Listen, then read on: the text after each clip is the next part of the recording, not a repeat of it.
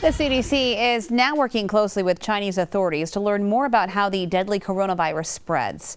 Fox News' Jonathan Seri has more from Atlanta. Health officials around the world are scrambling to contain the spread of a deadly coronavirus outbreak. Here in the U.S., there are 11 confirmed cases, and the CDC now says 2 of those patients were infected through person-to-person transmission. All travelers from China are undergoing extensive screening at designated sites across the country. And the Trump administration says those showing coronavirus symptoms will be quarantined.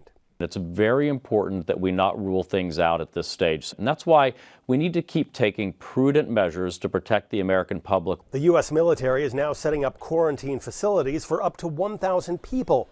And some towns and cities are canceling Lunar New Year events, the biggest holiday of the year for many Chinese Americans, creating a backlash in some communities.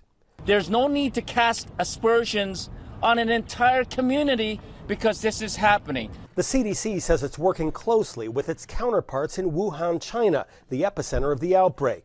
But it's still expected to be at least 3 months before a trial vaccine is available.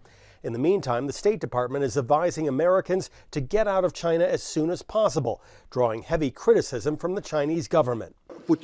Taking excessive travel restriction measures may lead some countries affected by the virus to stop voluntarily reporting information out of fear of being impacted by potential restrictions.